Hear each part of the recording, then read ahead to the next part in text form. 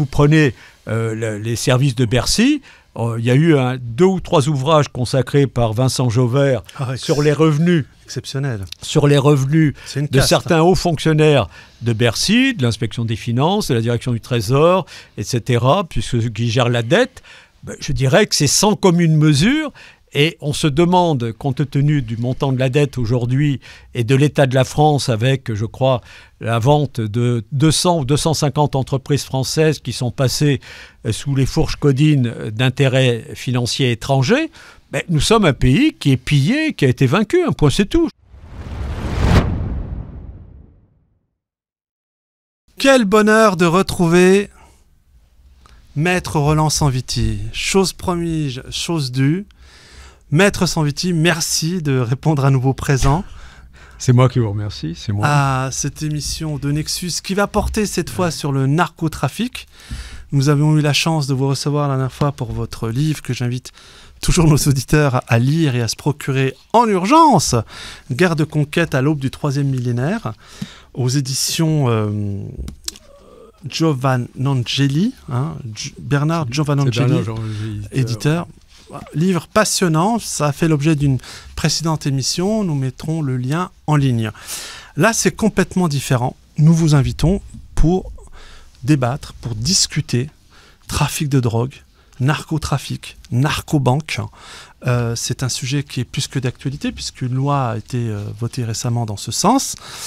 Et je voulais d'abord vraiment vous remercier parce que j'ai eu énormément de retours extrêmement positifs et concernant votre personne, votre humanité. Moi, je suis toujours sidéré parce que je pense que vous êtes un exemple au service de l'humanité, puis un exemple vraiment pour nous tous. Vous êtes un combattant de la justice et ce depuis très très longtemps. Et vous êtes toujours dans la raison et la droite raison. Et j'invite vraiment ce gouvernement à faire l'effort d'impliquer davantage des personnalités comme vous, car trop rares, pour éventuellement leur faire des notes et des conseils, tant votre expérience est extrêmement riche. Bon. Donc d'abord, est-ce que vous voulez dire quelque chose en introduction à nos auditeurs, cher maître, par rapport à ce sujet du narcotrafic? Parce que je sais que vous avez été invité dans ce sens il y a encore 2 jours, tout récemment. Oui, c'est-à-dire que, en fait, le narcotrafic, aujourd'hui, nous oblige englobe tellement de paramètres à la fois médicaux, de société, bien entendu, et financiers, qu'il faut savoir. Il est très difficile de suivre un plan logique, donc ou bien on aborde, en fait il y a 3 périodes, ou bien on aborde la partie purement historique, je dirais, des drogues, ça je crois que c'est important, ça, de rappeler que les drogues ont existé depuis des milliers d'années d'ailleurs. Ensuite, il y a la pénétration effectivement et l'exploitation de ces drogues, surtout au XIXe siècle, et avec l'industrie pharmaceutique. Et la 3e période, je dirais, qui rejoint un petit peu notre discussion que nous avions déjà eue, la 3e période, je dirais, c'est l'exploitation de la drogue à la fois comme enjeu majeur de guerre de conquête, c'est une arme de conquête, elle l'a déjà été, et dans l'Atlas mondial des drogues, on l'évoquait comme une arme de conquête, puisque vous évoquiez tout à l'heure la guerre de l'opium. Et puis, les puissances financières sur lesquelles nous travaillons et qui ont pris le contrôle d'une grande partie de l'économie mondiale n'auraient pas atteint une telle puissance si, justement, si des opérations telles que le blanchiment d'activités criminelles n'avaient pas existé avec tous les moyens sophistiqués que nous connaissons. Et parmi les activités criminelles, il faut bien le reconnaître, le trafic de la drogue représente la partie majeure. Il y a le trafic d'armes, encore, et parfois avec les embargos, les différents trafics sur le pétrole. Les trafics d'êtres humains, ça c'est l'apanage des organisations criminelles. En revanche, il faut bien le reconnaître que le trafic de la drogue satisfait tout le monde. Il satisfait les petits trafiquants, il satisfait certains consommateurs et il satisfait la finance. Et bien entendu, il permet, encore une fois, à cette finance, en une centaine d'années, depuis 100 ans, d'atteindre la puissance que nous connaissons. Ce qui était d'ailleurs l'objet de l'ouvrage que vous avez eu l'amabilité de présenter, Guerre de conquête à l'aube du troisième millénaire. Ça procède justement de la montée en puissance de la finance. Ce qui est fascinant à vous lire, c'est quand même assez d'ailleurs incroyable chez vous, c'est que malgré vos cheveux blancs, vous collez parfaitement à l'actualité. C'est-à-dire que depuis autant d'années que vous parcourez tous ces réseaux, ce travail, on en parlait hors antenne, c'est assez incroyable. Et d'ailleurs, je vous félicite aussi pour une chose, c'est de rappeler combien en France, là pour le coup, la magistrature fait un travail avec une grande rigueur et qui, pour le coup, elle, a l'intelligence d'être en lien avec vous dans le cadre de ce combat. Il y a quelque chose quand même qui m'a interpellé, qui est lié à l'actualité, toute récente. C'est un article du Parisien qu'on mettra en ligne, du journaliste Julien Constant, qui date de là, il y a 6 jours, qui s'appelle « Crime organisé, Ekaterina Janova, maîtresse du blanchiment crypto au service du trafic de drogue ». Alors, je situe juste le contexte, parce que je trouve un parallèle assez drôle.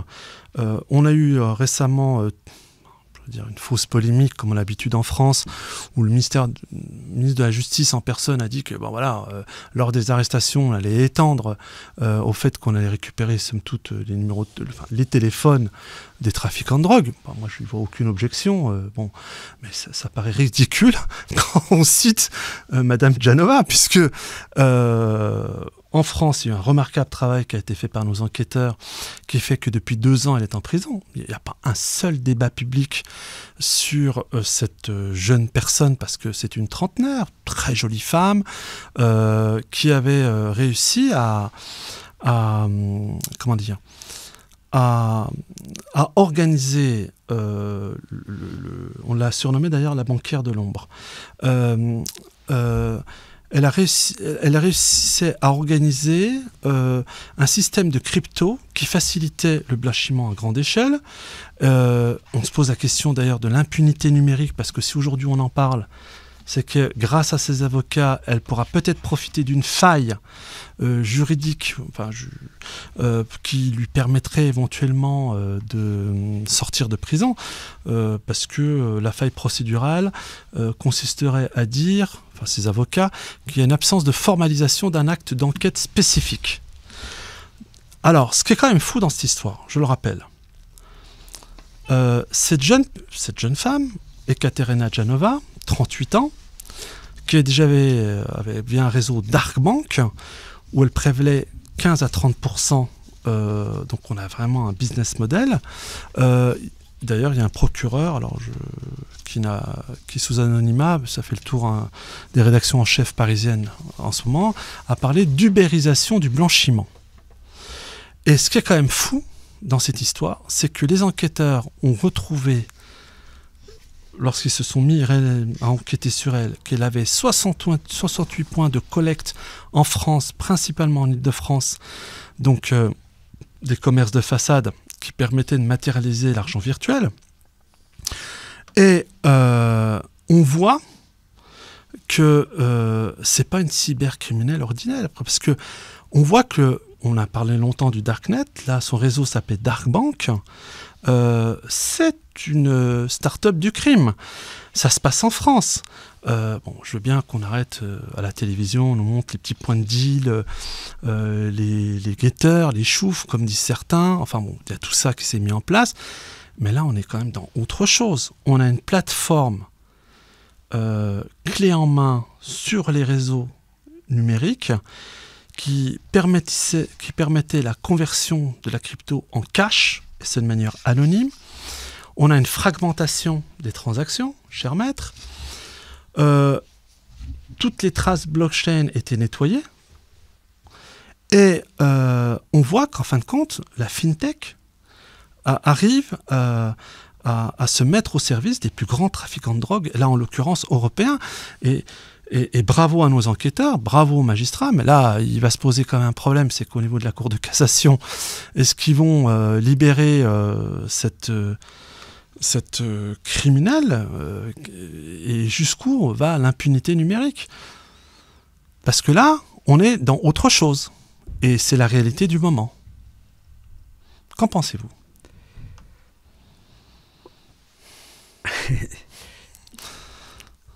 Je pense qu'on aborde la question par le bas et on ne l'aborde pas comme elle doit être abordée, à mon avis.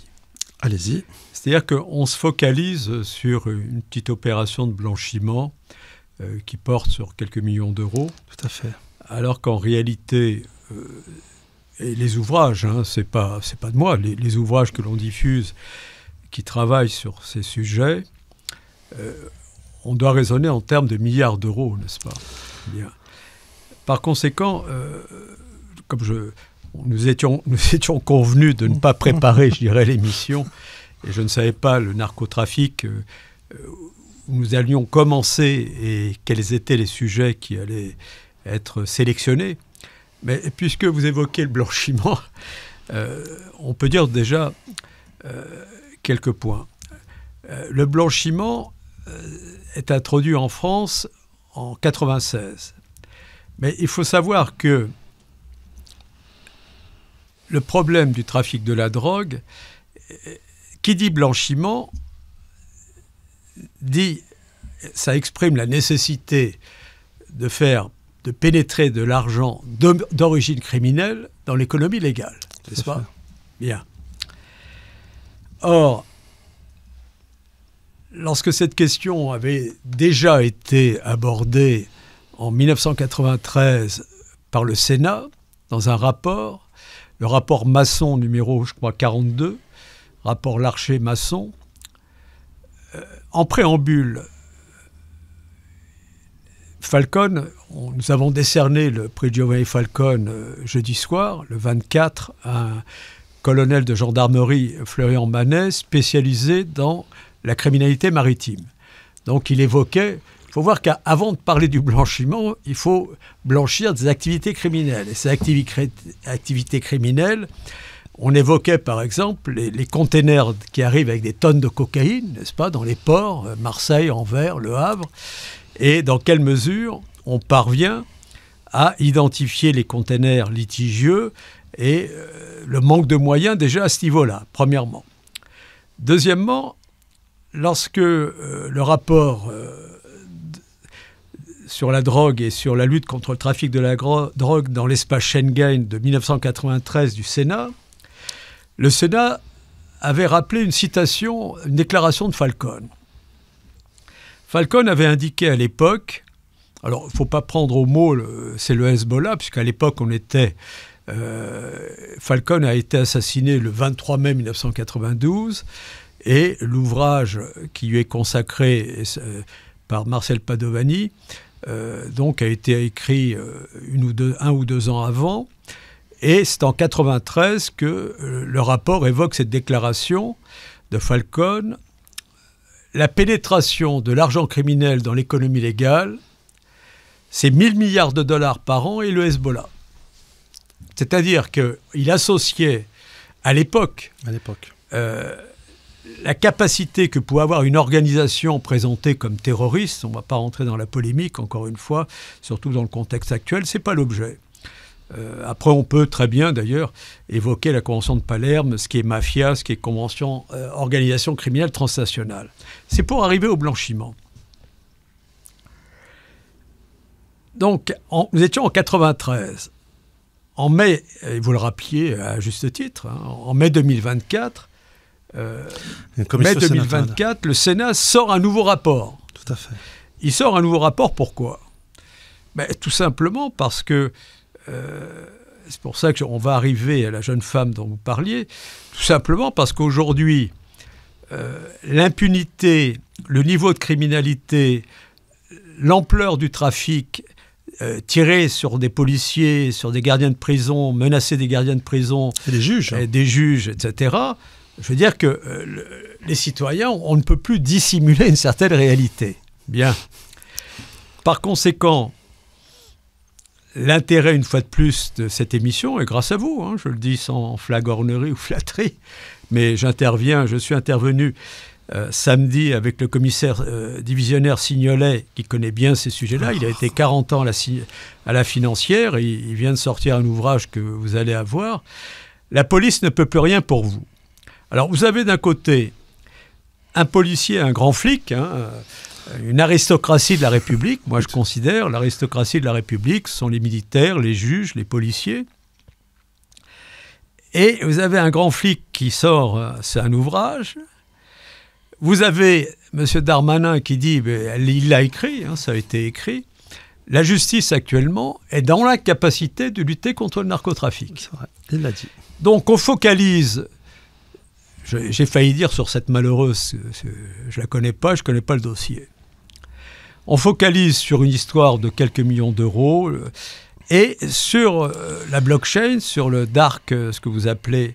Dans la dark bank. Dark bank, etc.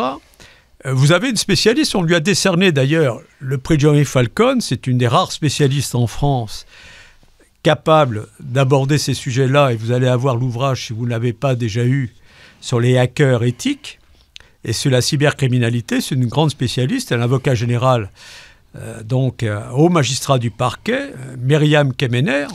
Exceptionnel, effectivement. Qui travaille sur ces sujets-là et qui est une spécialiste, et c'est avec elle qu'il faudrait aborder ces sujets-là. En revanche... Nous sommes prêts à l'inviter. En revanche, ce que vous me demandiez tout à l'heure par rapport à ce dossier, je veux dire que c'est vraiment... je dirais que tout ça, c'est totalement dépassé. C'est totalement dépassé. Vous avez depuis...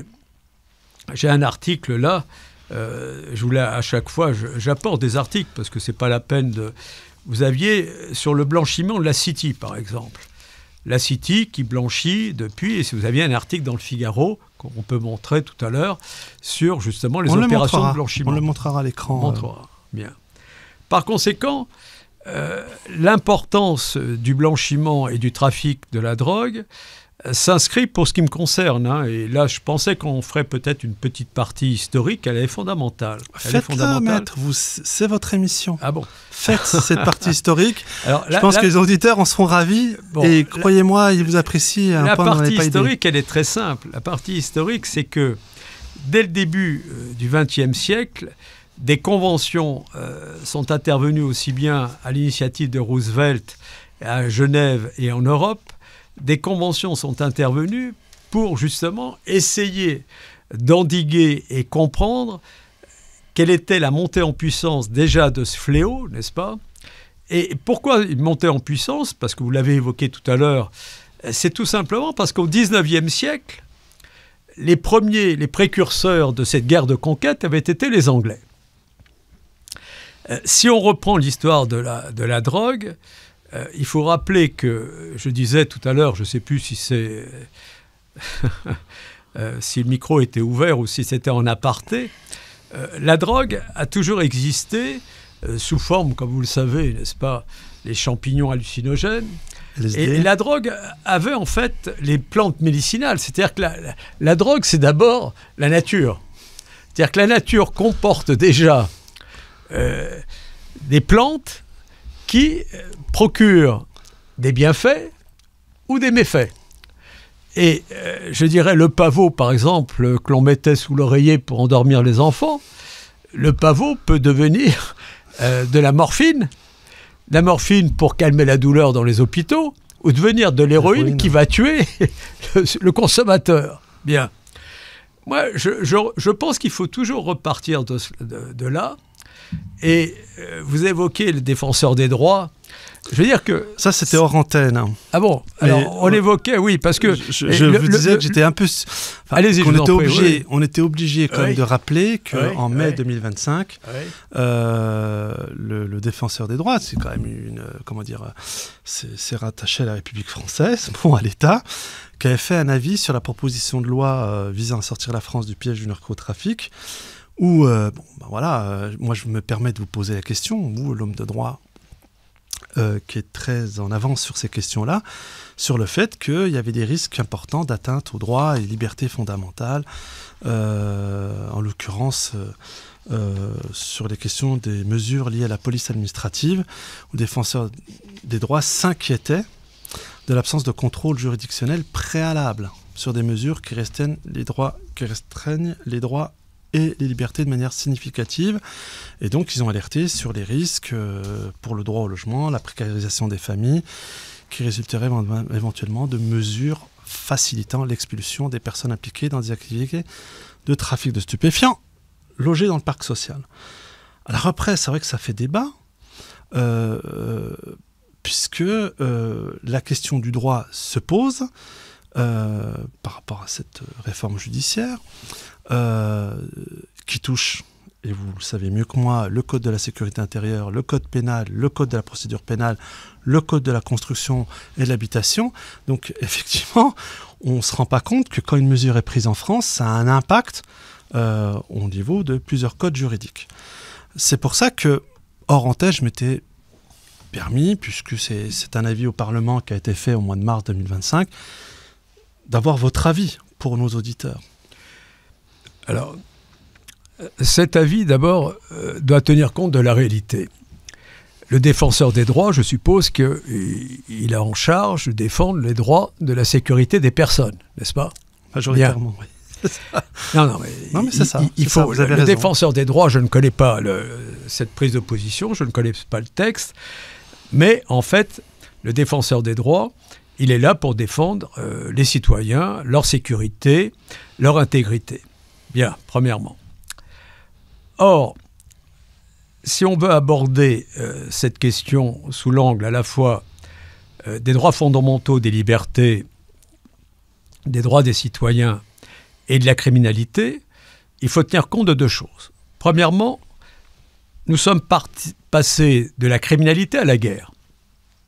Donc, nous ne sommes plus dans une criminalité, je dirais, telle qu'on a pu la connaître. Certains parlent de narcoterrorisme aujourd'hui. Excusez-moi. Aujourd'hui, certains parlent carrément de narcoterrorisme. Ah non, mais le narcotrafic, le narcotrafic, excusez-moi, je vais peut-être répéter, je ne sais plus si je l'avais évoqué la dernière fois, il faut tenir compte de la réalité, quelle est-elle? Premièrement, on raisonne en termes de centaines de milliards de dollars. En 2008, pour recapitaliser, rétablir les ratios bancaires de certaines banques aux États-Unis, les cartels ont injecté, je dirais avec l'autorisation plus ou moins du gouvernement de l'État américain, ont injecté dans les banques des sommes de plusieurs centaines de milliards de dollars en 2008. Et ça s'est traduit pour les banques par des amendes, je dirais, de quelques millions de dollars. Donc, je dirais que la culture des drogues, leur production, leur exploitation et leur utilisation à la fois comme arme de guerre pour anesthésier et même tuer des populations a toujours existé et s'est développé. On l'a vu d'ailleurs avec le Covid, puisqu'on va y venir. Vous savez qu'au 19e siècle, l'explosion du trafic de la drogue, et surtout au 20e siècle, est associée au développement de l'industrie pharmaceutique. Pourquoi? Parce que l'industrie pharmaceutique, effectivement, on évoquait tout à l'heure les plantes, toutes les drogues à toutes les époques, que ce soit dans, je dirais, l'affaire des poisons, en Angleterre, les élixirs, les baumes, on se servait de toutes les essences qui provenaient notamment beaucoup de l'opium. Au début, ça a été en Europe, ça a été l'opium, et on l'a vu d'ailleurs même avec le trafic des organisations criminelles qui traitaient l'héroïne, puisque l'opium, ou bien, et on le voit d'ailleurs sur un livre, un hebdomadaire qui est très bien, qui s'appelle, je crois, ou un mensuel, je ne sais plus, l'Histoire, la guerre de l'opium, quand l'Angleterre et la France humillaient la Chine. Et on voit deux Chinois, dont l'un est couché, en train de fumer justement des petites boules d'opium, etc. Donc vous avez le pavot, vous avez l'opium qui peut être effectivement inhalé, et comme on le voit sur cette photo, qui est très belle d'ailleurs, et vous avez ensuite la transformation dans des laboratoires pour devenir de l'héroïne, laquelle héroïne était traitée dans des laboratoires en Europe centrale ou au Moyen-Orient, dans des pays que je n'ai pas besoin de citer, mais qui ensuite partaient vers les États-Unis. Et il n'y a jamais eu vraiment de guerre en définitive, malgré les conventions que j'évoquais de Roosevelt, de la Convention de Genève, etc., c'est-à-dire qu'il s'agissait de définir quelles étaient les exploitations qui étaient licites, ce qui pouvait être licite et ce qui devenait illicite, n'est-ce pas ? En fonction de la licéité, on avait effectivement une certaine activité de commerce, d'où d'ailleurs, on peut l'aborder, puisque vous évoquez le blanchiment, le problème de la légalisation des drogues. On s'est aperçu que toutes les expériences sur la légalisation ne pouvaient qu'échouer. En Espagne, par exemple, mais partout. Une catastrophe. Non, mais partout, aux Pays-Bas. Pourquoi ? Parce que l'argument qui était utilisé, et j'ai eu cette discussion il y a très longtemps avec un de mes confrères, Charles-Henri de Choiseul-Pralin, qui avait écrit un ouvrage remarquable il y a 30 ans cela, La drogue, une économie dynamisée par la répression. Je m'explique. Plus vous sanctionnez, n'est-ce pas, et vous prenez par exemple, vous appréhendez de la drogue, de la cocaïne, le consommateur auquel vous allez dire « Écoutez, je suis désolé, mais là, on en a reçu beaucoup moins, c'est plus 80 €, ou aujourd'hui c'est 100 ou 120 €, etc. » Alors après, il y a la qualité, il y a la pureté, etc. Prenons le cannabis. Vous savez que dans le cannabis, effectivement, en fait, vous avez les trois grandes plantes faisant partie des psychotropes. Vous avez le cannabis, vous avez le cocaïer, n'est-ce pas, la coca, et vous avez le pavot, opium, héroïne. Cocaïer, cocaïne, cannabis, partons du cannabis. Je ne parlerai pas des drogues, des drogues chimiques. Oui, LSD, tous les pays ont leurs drogues chimiques. Non, mais c'est un peu comme les laboratoires, les P4. Fentanyl en ce moment. Oui, non, mais ça cause beaucoup de problèmes. Non, mais je crois que, écoutez, on n'est pas là pour faire la langue de bois. non, surtout pas un Nexus. Bon, merci beaucoup. Non. Tous les pays et les services spéciaux ont abusé des trafics de drogue pour des raisons de guerre entre pays. D'ailleurs, c'est ce qui explique ce que vous disiez tout à l'heure, les pays qui sont en désaccord. Moi, ma conviction, elle est faite. Il n'y aura jamais d'accord. Il y a une guerre mondiale pour prendre le pouvoir. Et aussi bien en Europe, il y a une division totale parmi les pays européens, il y a une division totale entre les États-Unis et l'Europe, il y a une division totale entre la Chine et les autres pays. Par conséquent, c'est du chacun pour soi. Bien. Mais pourquoi rappeler aux auditeurs, une parenthèse, parce qu'on a eu cette discussion en antenne, j'ai été très choqué de voir que les corporations, parce qu'il existe face à cette menace, c'est des coopérations internationales entre services, et on évoquait le cas de la Méditerranée avec le fameux MAOCN, qui est le centre de coordination de l'analyse du renseignement maritime, qui, en coordination avec le Centre de coordination antidrogue en Méditerranée, qu'on appelle le CE-CLAD-M.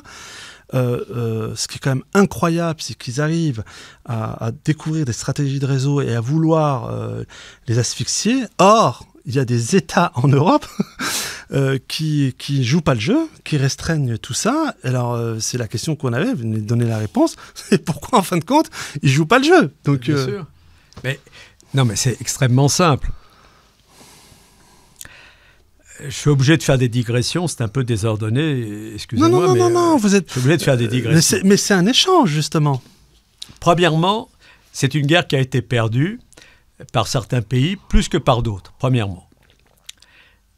Les plus vulnérables ont été les pays qui prétendaient, je dis bien prétendaient, parce que ça n'existe plus, se prétendaient des démocraties. Pourquoi ? Tout simplement parce que la démocratie ne peut exister que si vous avez un État fort qui fait respecter les règles du jeu, les règles, les rapports sociaux à l'intérieur du pays. Or, un État fort, c'est très simple. Les pouvoirs régaliens d'un État, l'État ne se justifie que par l'existence. Et là, on l'a rappelé, je sais que vous adhérez, je pense, assez bien à cette démarche, c'est de travailler à promouvoir le rapprochement armée-justice. C'est-à-dire que... Je ne crois qu'à ça, d'ailleurs. Pardon ? Je ne crois qu'à ça pour réhabiliter la France. Non, mais c'est une guerre que nous avons perdue. La France est un pays qui a été vaincu, et il a été vaincu, le narcotrafic en fait partie, ce n'est pas seulement, mais le narcotrafic, d'ailleurs, Alain Cotta il y a un ouvrage d'Alain Cotta qui est remarquable, La Troisième Révolution, et Alain Cotta, dans cet ouvrage, évoque l'explosion du trafic de la drogue. Or, Alain Cotta n'est pas n'importe qui, n'est-ce pas ? Il était professeur de finance et d'économie et de finance à Dauphine, à l'université de Dauphine. Et Alain Cotta l'écrit dans cet ouvrage, on pourra l'évoquer tout à l'heure ou le citer, eh bien, le trafic de la drogue, l'explosion de la drogue et les produits financiers qui en résultent, eh bien, ont permis d'acheter des hauts fonctionnaires, des hommes politiques que l'on met en place. Et vous avez la réponse à votre question, c'est-à-dire que la division qui peut exister dans tous les pays du monde sur le niveau de laxisme ou l'apparence de lutte contre la drogue procède de cela. Vous avez des hommes politiques qui sont tenus par des organisations criminelles, n'est-ce pas ? Et par conséquent, on leur dit « tu fais ça ou tu es mort ». Nous avons décerné le prix Giovanni Falcone il y a quelques années à Diana Vilgas.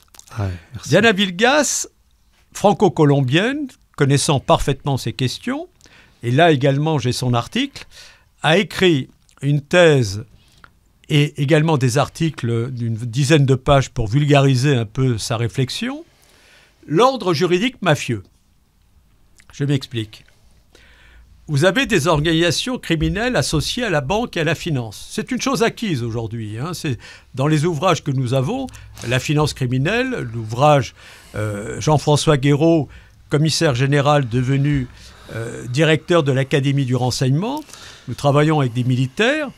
Nous savons très bien aujourd'hui que ce que vous évoquez tout à l'heure pour ce qui concerne cette jeune femme, le trafic de la drogue n'aurait pas atteint une telle puissance et les organisations criminelles n'auraient pas atteint une telle puissance si des financiers n'avaient pas été complices et n'avaient pas acquis cette puissance financière par le blanchiment d'activités criminelles. Bien. Et cet argent, ces puissances financières, vous avez un article de Gavin Marshall de 2012 que nous avons là également. Il faudra que je le retrouve. On le montrera à l'écran éventuellement, aussi. Je ne sais pas, il faut que je le retrouve. Gavin Marshall avait identifié toutes les banques, n'est-ce pas, qui sont connues pour ayant blanchi et blanchir l'argent de la drogue, des cartels de la drogue. Bien. Vous aviez des banques connues, vous avez HSBC qui a été... Et à chaque fois, les banques qui ont été accrochées de temps en temps dans des opérations de blanchiment, ça s'est traduit par des amendes et des pénalités totalement ridicule avec la mesure des enjeux. Par conséquent, le seul intérêt de notre réflexion, n'est-ce pas, c'est d'une part de partir des ouvrages qui existent depuis 30 ou 40 ans, qui ont parfaitement décrit cette montée en puissance de la finance criminelle et puissance criminelle qui, notamment, devait tenir compte de la montée en puissance également des organisations criminelles transnationales, telles qu'elles sont définies dans la Convention de Palerme. Les Nations Unies, à la suite de l'assassinat de Falcone, ont été contraintes, je dis que c'est toujours sous la contrainte, c'est-à-dire qu'il y a le discours, les textes de loi et la réalité. Les textes de loi, n'est-ce pas, pour ça que le défenseur des droits, le rapport du Sénat, tout ça, ce sont des beaux discours. Il s'agit de savoir, face à cette guerre et face aux menaces où on torture, où on assassine en toute impunité, que fait-on ? Doit-on défendre les criminels ou doit-on défendre les citoyens ? C'est un choix. C'est un choix. C'est un choix. Et ce choix, dès l'instant où on veut le faire d'une façon légale, c'est très simple. Ça suppose deux choses. Tout simplement, la réforme de l'institution judiciaire telle que nous la réclamons, la multiplication des moyens dont devront être dotés les magistrats, en personnel, en greffier, totalement sous-payés et travaillant dans des conditions déplorables. Les magistrats travaillent dans des conditions inimaginables. Manque de moyens, manque effectivement, même au niveau du statut, je dirais, puisque nous travaillons sur la réforme du statut, et même sur le plan de la rémunération. C'est-à-dire que les pouvoirs régaliens tels qu'ils sont représentés par des militaires, des policiers et des magistrats, surtout par rapport aux droits, n'est-ce pas, n'ont pas, même sur le plan matériel et sur le plan de la rémunération, les rémunérations qu'ils devraient avoir au regard de l'importance de leurs tâches, de l'importance des risques qu'ils encourent, la criminalité, n'est-ce pas? Alors que vous prenez les services de Bercy, il y a eu 2 ou 3 ouvrages consacrés par Vincent Jauvert sur les revenus. Exceptionnel. Sur les revenus de certains hauts fonctionnaires de Bercy, de l'inspection des finances, de la direction du Trésor, etc., puisque ceux qui gèrent la dette, je dirais que c'est sans commune mesure. Et on se demande, compte tenu du montant de la dette aujourd'hui et de l'état de la France avec, je crois, la vente de 200 ou 250 entreprises françaises qui sont passées sous les fourches codines d'intérêts financiers étrangers, nous sommes un pays qui est pillé, qui a été vaincu. Un point, c'est tout. Je crois qu'aujourd'hui, les ouvrages, les articles qui sortent de plus en plus, c'est pas de moi. Hein. Je m'appuie sur des ouvrages qui ont été écrits. Les vertus, par exemple, du protectionnisme, écrit par un professeur d'économie malheureusement décédé il y a quelques années, le professeur Yves Pérez, qui donnait des cours d'économie et de finance à Saint-Cyr, qui a écrit les vertus du protectionnisme, alors qu'on a vendu le plus grand scandale, bien sûr, celui qui vient à l'esprit, c'est Alstom, mais des Alstom, récemment quelqu'un est intervenu sur je ne sais plus quelle antenne pour dire des Alstom, il y en a 150 ou 200 en France. Vous voyez ? Bon. Par conséquent, je dirais qu'un pays qui n'a pas pu empêcher ça, c'est tout simplement un pays qui a été vaincu et qui a obéi au pouvoir du vainqueur, premièrement. Le pays vaincu est corrompu à l'intérieur, puisqu'aujourd'hui... Ah non, mais attention, on n'est plus dans la corruption, on est dans la trahison. Merci. Non, sur le plan de la qualification pénale, alors c'est de la trahison...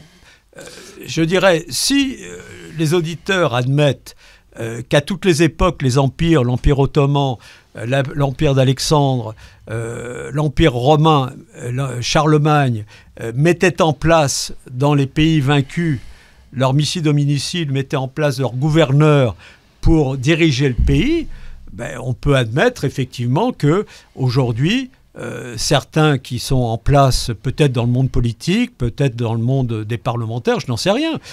Vous avez peut-être des personnalités qui tout simplement obéissent aux ordres qu'ils reçoivent, n'est-ce pas? Et ils sont, je pense, gratifiés, rémunérés pour cela. On l'a vu d'ailleurs.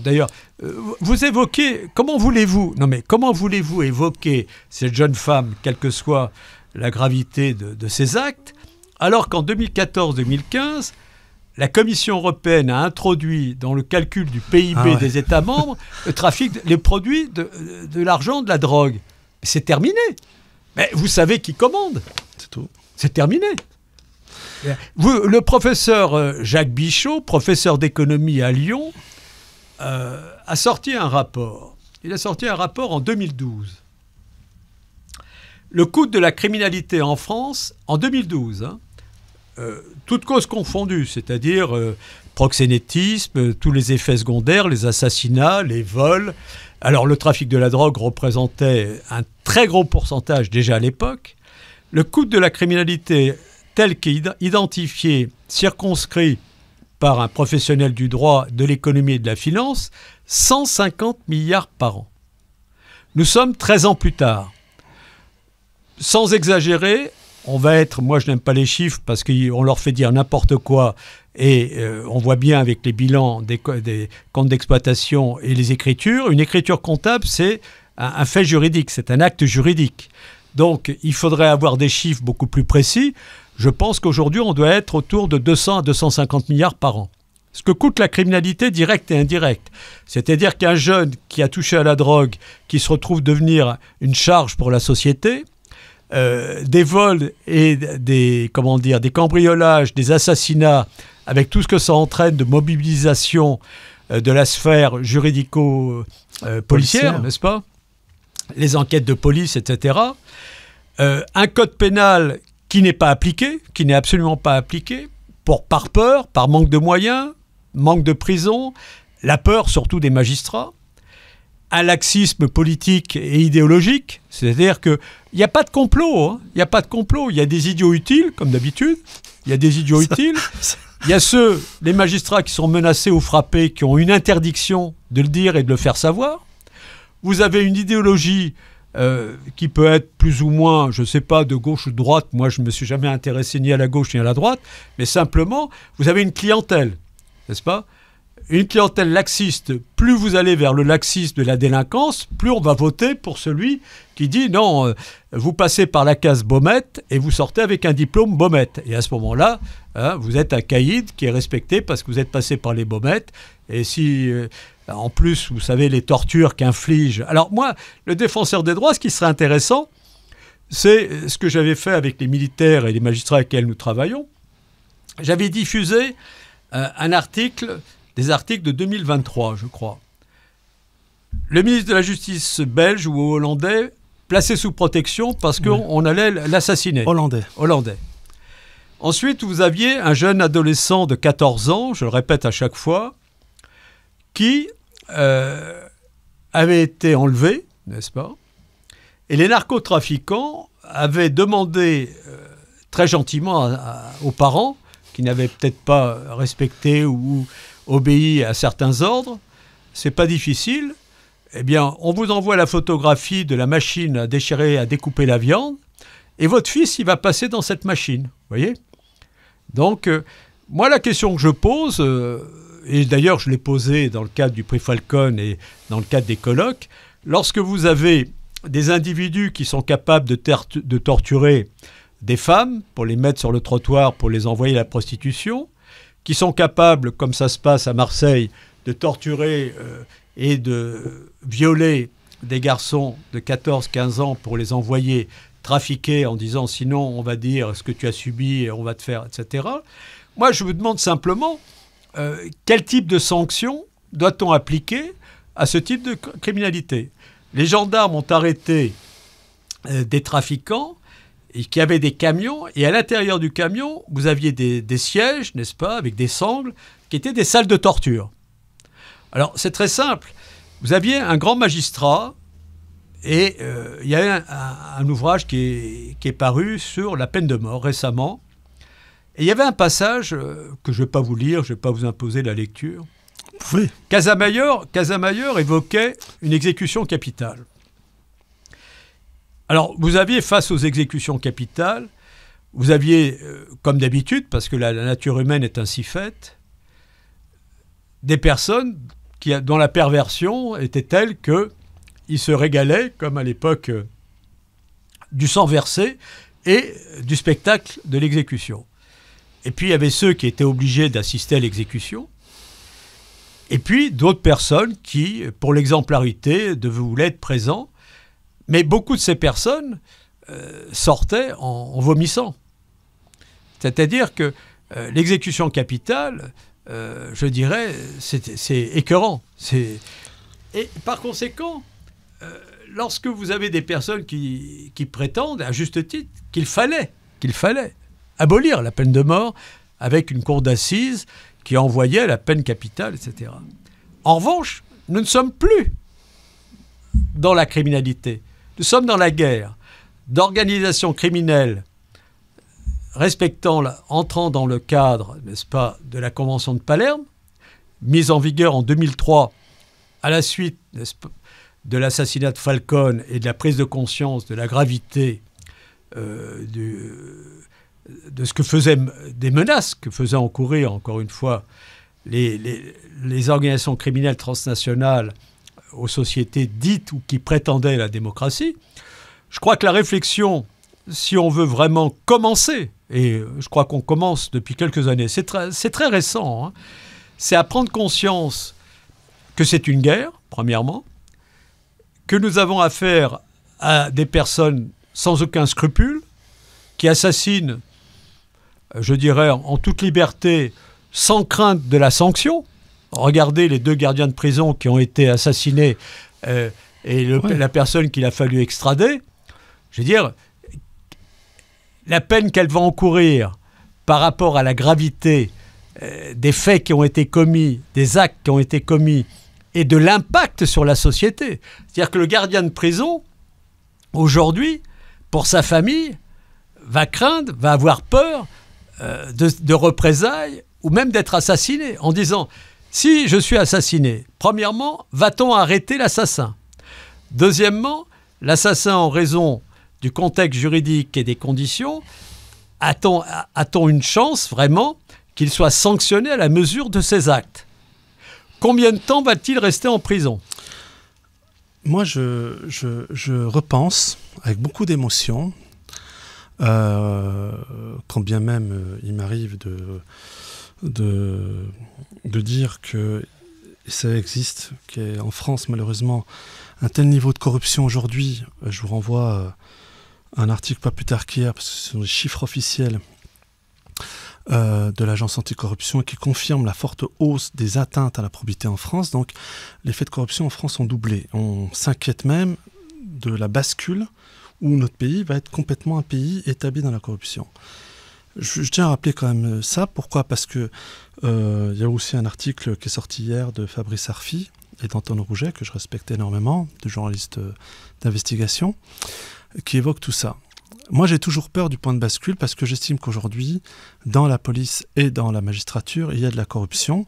Pas tous, je respecte infiniment tous ceux que vous évoquez.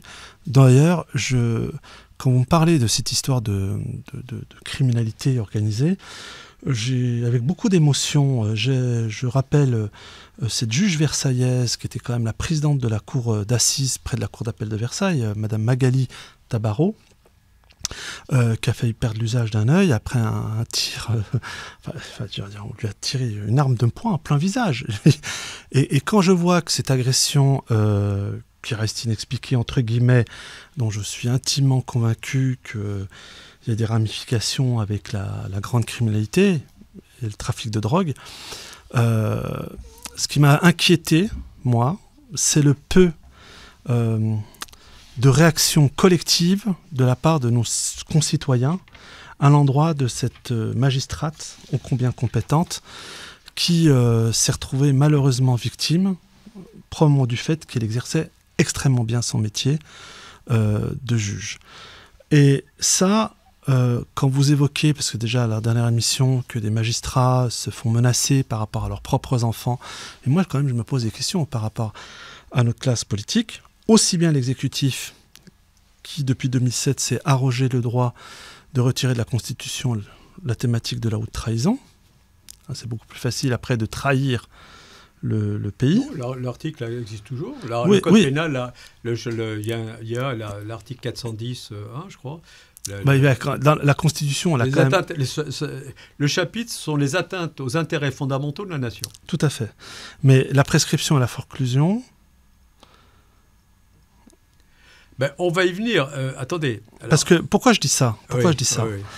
Parce que on est dans un pays où moi je vois, et on le constate tous, que le pouvoir législatif comme le pouvoir exécutif, après tout ces députés qui voudraient faire de la France une nation, une belle nation, se gardent bien à ce que des moyens soient donnés davantage aux policiers enquêteurs. On a vu ce qui s'est passé quand même.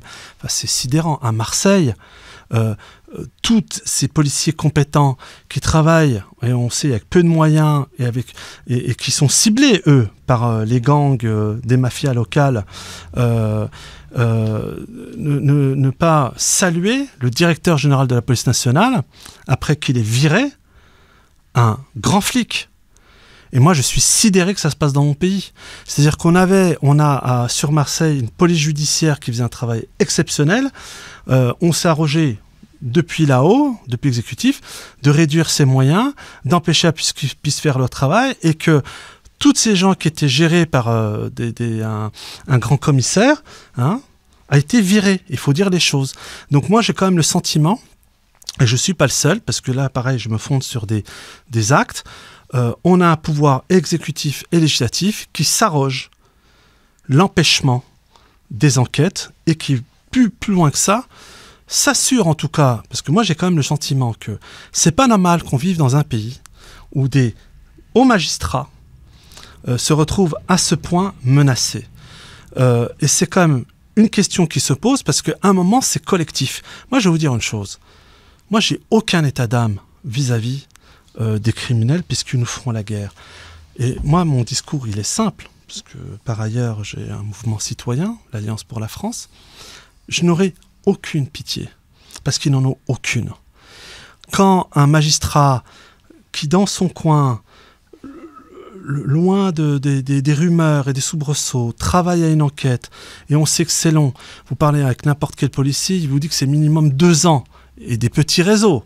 Alors imaginez les gros. Bon, comment ça se fait qu'en France, parce que regarde, on est sans langue de bois, c'est au moins nos traits communs, enfin, on a quand même une compagnie de croisière MSC qui a été interpellée, tapée sur les doigts en Floride en raison de trafic de drogue, et que vient tranquillement avec une licence en France, en l'occurrence au Havre, et on sait que jusqu'au sommet de l'État, en l'occurrence M. Alexis Kohler, on voit comment il y a eu un jeu qui s'est opéré afin que l'empire Bolloré Afrique Logistique finisse dans les mains de MSC. Je veux dire, si on réfléchissait réellement à stopper, d'autant plus que c'était un réseau important parce que c'était toutes les zones portuaires africaines.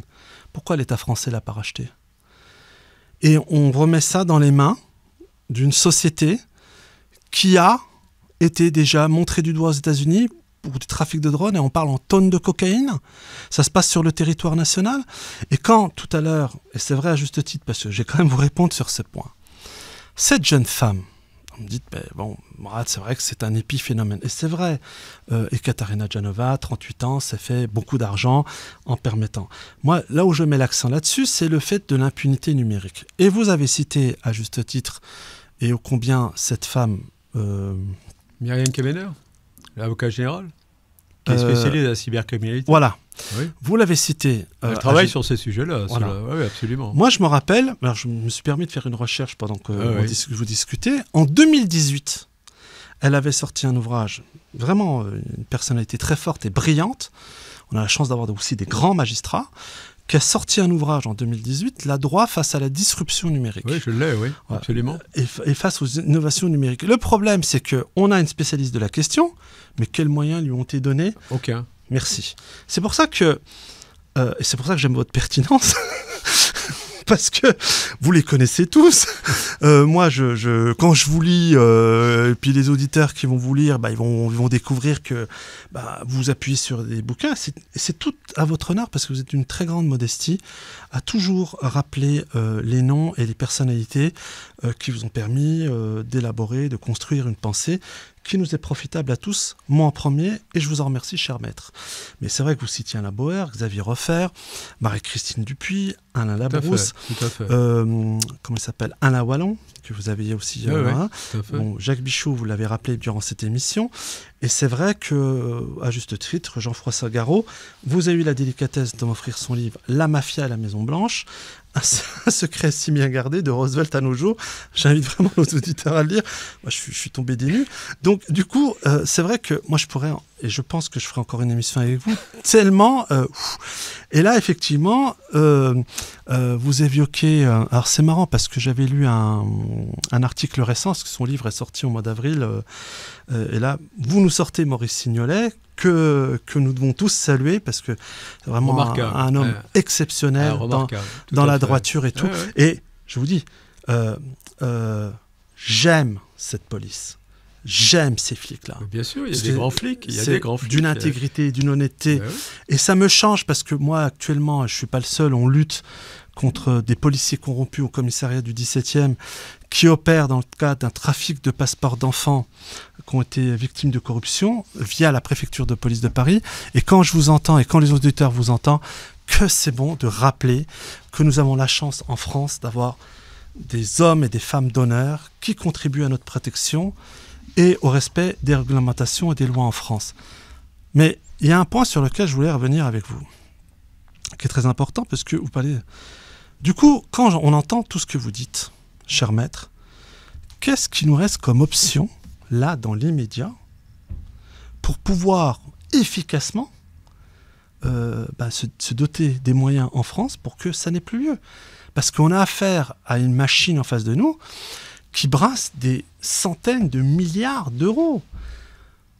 Voilà. Alors, on a la foi du charbonnier, des magistrats qui essaient de faire comme ils peuvent, mais il faut dire ce qui est. On n'a pas, aujourd'hui, une mentalité d'action politique pour mettre à mal tout ça, moi, quand j'écoute M.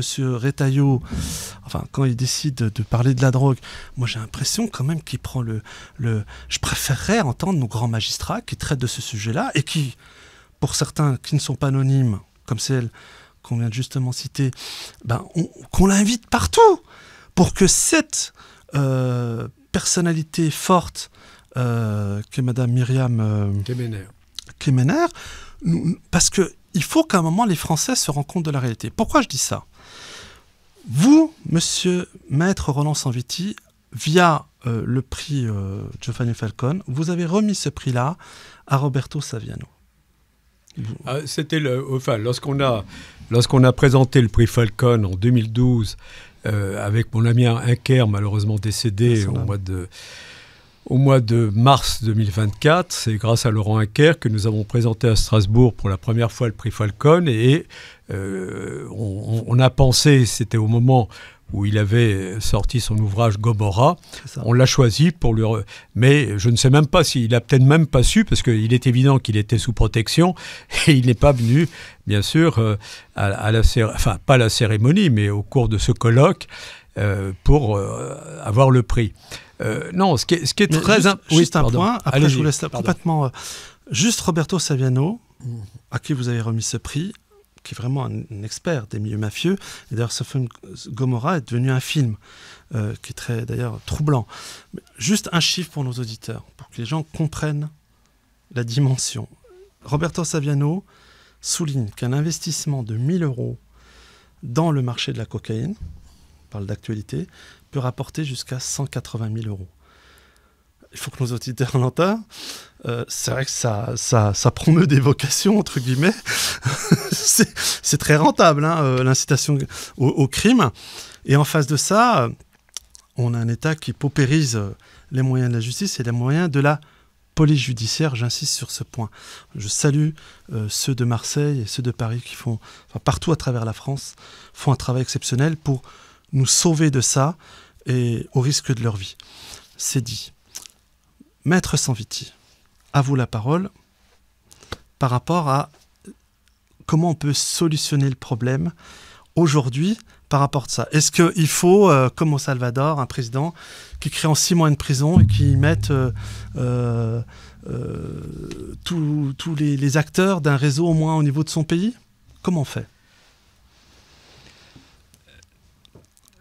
La première chose à faire, d'abord, c'est qu'il y ait une prise de conscience que les Français établissent la relation de cause à effet entre le gramme de cocaïne qui est vendu sur le trottoir, blanchi dans les marchés financiers, et leur chômage et leur insécurité. Une fois que vous avez compris ça, vous avez tout compris.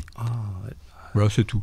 Tant qu'ils n'auront pas compris que leur chômage, leur insécurité, le fait que l'on offre de la drogue à la sortie des écoles à leurs enfants, qu'ils risquent d'être cambriolés, qu'ils risquent d'être assassinés parce qu'on a besoin... moi, j'ai un ami d'enfance qui a été assassiné, chirurgien dentiste, il y a très longtemps, dans un quartier de Paris que je ne citerai pas, un trafiquant de drogue, avait besoin d'argent, etc. Et il a été assassiné, il était chirurgien dentiste, et j'ai été en rapport avec le Quai des Orfèvres et la PJ, puisque c'était un de mes amis d'enfance avec son frère, et je dirais que ça nous a marqué, et ça a conforté ce que nous faisons.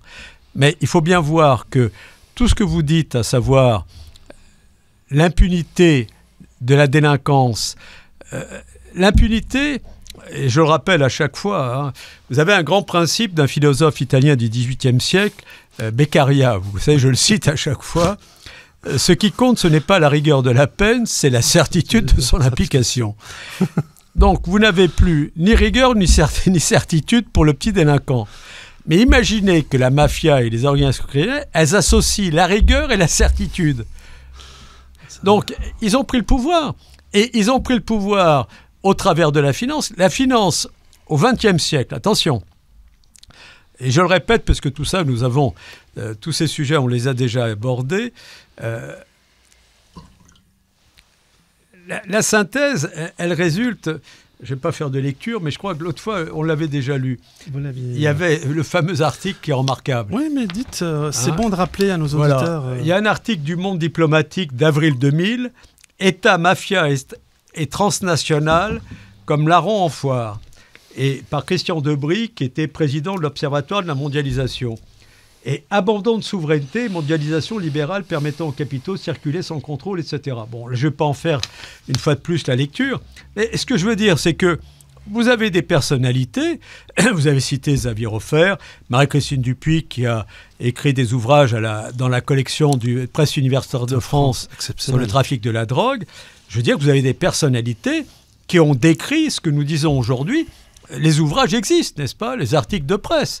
À savoir que la finance, qui est montée en puissance au XIXe siècle, vous associez la montée en puissance de la finance, notamment par les Anglais, par l'Angleterre, et la guerre de l'opium. Alors là, c'est remarquable, c'est le numéro de l'histoire, vous voyez, les guerres de l'opium 1839-1860, pour ouvrir des comptoirs commerciaux en Chine. Les Anglais avaient écarté les Hollandais qui contrôlaient en partie le trafic et l'exploitation sur le Pakistan et sur l'Inde, et petit à petit ont créé des consortiums, n'est-ce pas, qui ont permis de développer, alors d'où la création d'HSBC, les banques qui ont été créées, et par conséquent tout le secteur bancaire financier aujourd'hui mondial, vous ne savez pas peu ou prou, alors ça c'est la seule chose que l'on ignore, dans quelle proportion. Alors vous avez ceux qui, bien entendu, se livrent au blanchiment de l'argent criminel pour leurs capitaux, pour leurs actionnaires. Et donc, vous avez des personnes physiques qui sont de chair et de sang. C'est-à-dire qu'on parle toujours de capitaux, d'actionnariat, mais il faut voir que derrière tout cela, ce sont des êtres humains qui profitent de tout cela et qui ont envie de garder leurs prérogatives, leurs avantages et de conquérir une partie de l'économie mondiale. Bien. Et par conséquent, les citoyens français, ce que vous faites à juste titre, ça va être un travail, à mon avis, des 20-30 prochaines années. C'est-à-dire que tant qu'une certaine génération n'aura pas compris l'état d'esclavage dans lequel on revient petit à petit, n'est-ce pas, on subit les conséquences dans sa vie quotidienne, il n'y aura pas de réaction. Nous en sommes là. Alors combien de temps ça va durer, on ne le sait pas. Bien, la seule chose qui existe, et ça c'est grâce aux ouvrages, c'est tout simplement que les personnalités qui n'ont rien fait pour armer au sens propre du terme, à la fois juridiquement, militairement, les Français pour justement les pouvoirs régaliens, ont été peu ou prou complices de tout cela, en ont profité. Vous avez par exemple la fondation Jean Le Canuet. Ça, je peux vous en faire 2 minutes la lecture. Faites. Mercredi 3 octobre 2012. Sécurité financière, la crise, l'économie, le crime. À l'été 2012, le département américain de la justice abandonne définitivement toute poursuite pénale contre la banque d'affaires Goldman Sachs. Pourtant, en 2008, il n'était question aux États-Unis comme en Europe que de punir les banksters. Or, depuis, nul d'entre eux n'a été condamné et le rythme des fraudes financières n'a cessé de s'accélérer. Alors, je ne vais pas continuer le scandale du Libor, etc., etc. Donc, là, c'est encore, je dois dire, à leur honneur.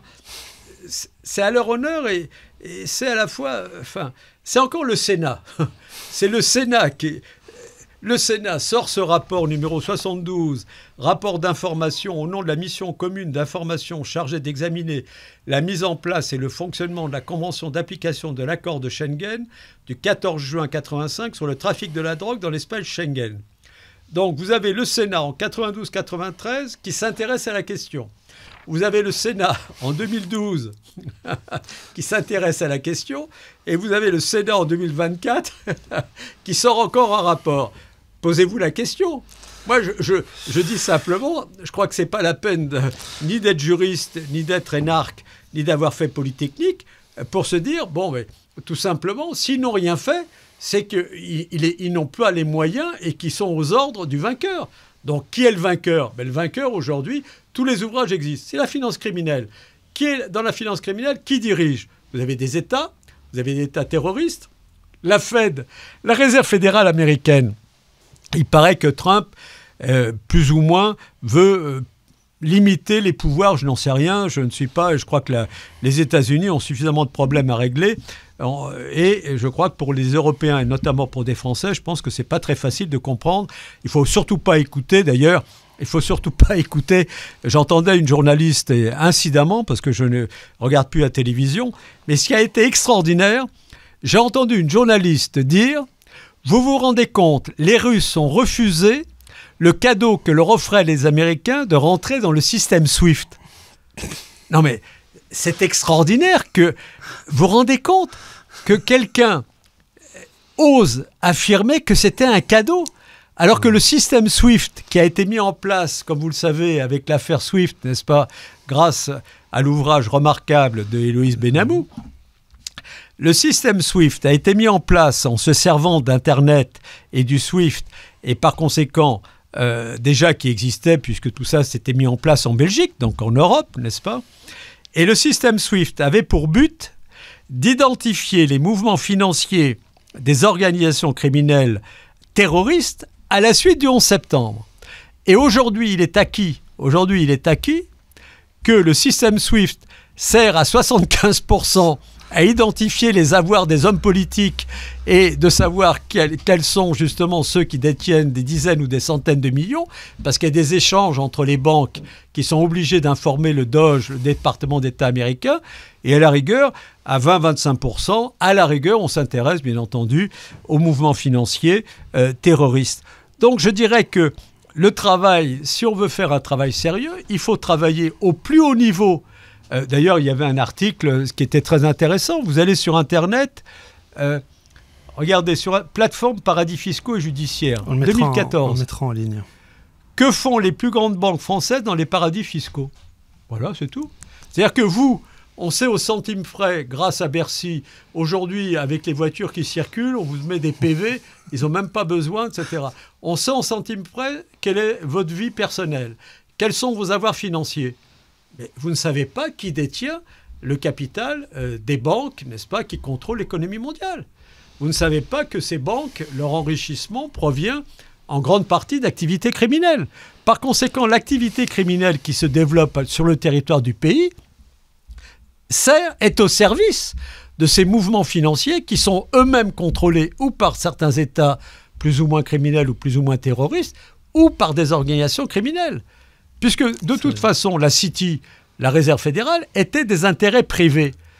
Leurs intérêts privés, ils n'en ont rien à faire de la démocratie et des intérêts des particuliers, puisque c'est une guerre de conquête. Donc, la prise de conscience, je pense que le début de la réflexion qu'on doit avoir, c'est une guerre de conquête qui a été menée.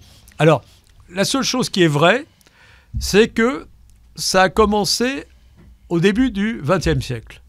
Ça s'est développé après avec le plan Marshall, n'est-ce pas?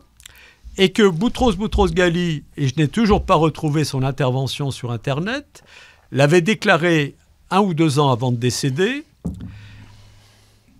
L'Organisation des Nations Unies, l'ONU, n'est plus représentative des forces en présence aujourd'hui sur la planète. C'est-à-dire qu'autour, à côté, n'est-ce pas, des États comme la City, la Banque d'Angleterre, la Fed et d'autres, vous avez des organisations criminelles qui ont pris un pouvoir, une puissance financière et qui sont rentrées dans le milieu de la banque et qui les contrôlent. Le Nasdaq à New York, je vous ai apporté, tiens ça, je l'ai retrouvé. Nasdaq ou Mafiac, c'est dans le vrai journal de 2000. La mafia à New York faisait baisser les cours de bourse en menaçant certaines agences de notation. Ils achetaient à la baisse, ensuite ils usaient des mêmes menaces, ils faisaient remonter les cours et ils blanchissaient des centaines de millions de dollars. Et d'ailleurs, tous ces fonds d'investissement américains que vous avez évoqués, aujourd'hui, sont en partie détenteurs de l'épargne des Français et aussi du CAC 40. Oui. Mais alors, c'est vrai que Héloïse Benamou a fait un travail remarquable. Je renvoie pour nos auditeurs au dernier numéro de Nexus, où j'ai eu le plaisir vraiment d'avoir un entretien avec elle. Donc c'est sous format papier aussi, où elle vraiment là de manière extrêmement pertinente. Vous allez avoir à découvrir tout ce qui se passe derrière le système SWIFT. Et j'invite aussi cette journaliste qui a eu le culot de formuler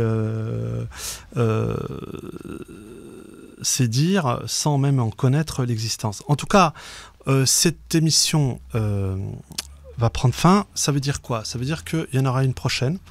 Parce que vous voyez, on a affaire à un puits de science, mais surtout à un homme remarquable qui a fait le choix et le don de se consacrer principalement à ce qu'on ait à connaître tout ce qui se passe et dans quel pays on vit.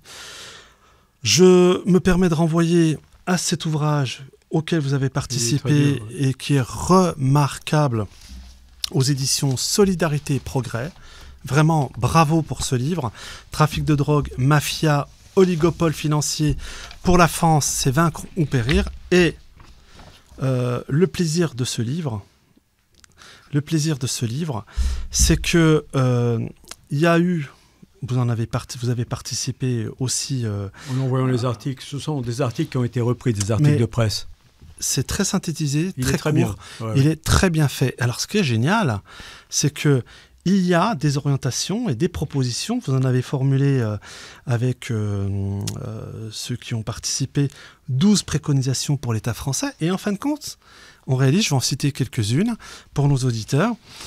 Vous avez demandé un assainissement par une séparation bancaire stricte. Les gens maintenant sauront pourquoi. La suspension des licences pour opérer pour les banques impliquées dans les blanchiments d'argent de la drogue, ce qui paraît quand même assez évident, mais c'est toujours pas fait en France. Exclure ces mêmes banques, et ça c'est très intéressant, de tout financement de notre dette publique.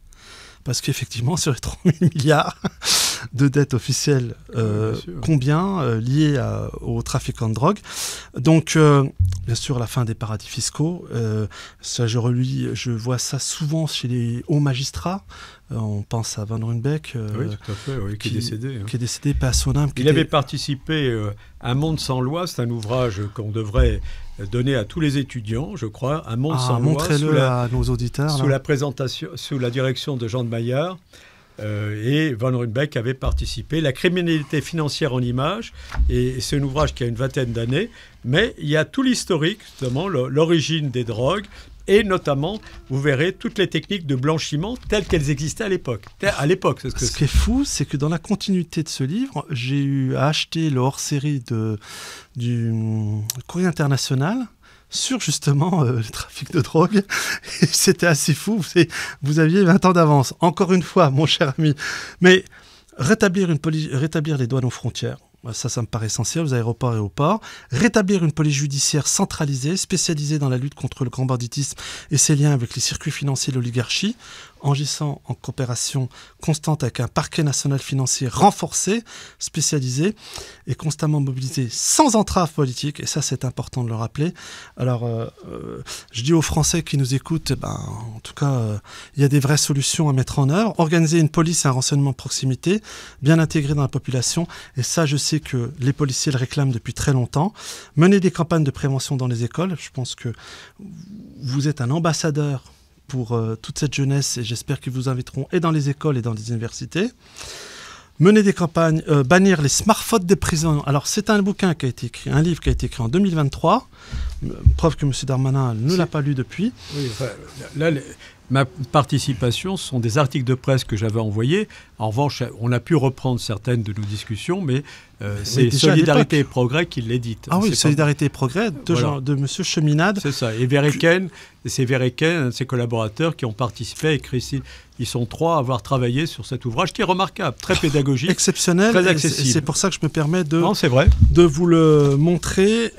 Karel Verreken, effectivement, qu'on fait un travail formidable. Ah oui, tout à fait. Et dans les pays en voie de développement, soutenir tout effort permettant aux petits cultivateurs de remplacer les cultures de drogue, coca, pavot, cannabis, par d'autres activités économiques. Voilà, je voulais conclure vraiment sur ce petit livre où il y a participé Maître Sanviti. Je vous renvoie... vous devez l'avoir chez vous, je veux dire, je ne comprends pas, sinon. Guerre de conquête à l'aube du 3e millénaire, je ne comprends pas si vous ne l'avez pas. Je me demande si je ne vais pas faire une grille en fonction de mes relations pour ceux qui ont lu. Attendez, il est juste ce qu'il faut. Et en plus, que 25 € pour une si belle masse de connaissances et de savoir. En tout cas, merci Maître Sanviti. C'est moi qui vous remercie. Pour votre présence, pour votre humanité, pour votre volonté à nous faire grandir. Vous aviez évoqué tout à l'heure Goldman Sachs. Ça me rappelle que Lloyd Blankfein, qui était à la tête de Goldman Sachs jusqu'en octobre 2018, avait pour habitude de dire Je suis quelqu'un qui fait le travail de Dieu sur terre, manifestement. La promotion de la drogue, je ne savais pas que c'était une préconisation divine. En tout cas, merci à vous d'avoir suivi cette émission. Je vous dis à très bientôt. Vous retrouverez bientôt Maître Sanviti, je pense que d'ici 3-4 semaines. Et puis j'inviterai aussi prochainement Héloïse Benamou suite à cet article, parce qu'on est en plein dedans, l'affaire SWIFT, la Chine, les États-Unis, Trump. Voilà, tout ça c'est pour très très bientôt. Et franchement, je vous embrasse parce que je sais que vous êtes de plus en plus nombreux à nous suivre. Vous vouliez Maître Sanviti, comme promis, vous l'avez eu. C'est très aimable, merci encore. Merci pour tout, Maître Sanviti. Non, mais ce qui est important, ce sont les observations, et on a besoin de tout le monde. Je dirais que c'est un sujet on a besoin de tous les citoyens. Merci à tous les citoyens, à toutes les citoyennes qui aborderont entre eux, en famille, ou en privé, ou en public, cette thématique. Merci et à bientôt sur Nexus. Merci bien.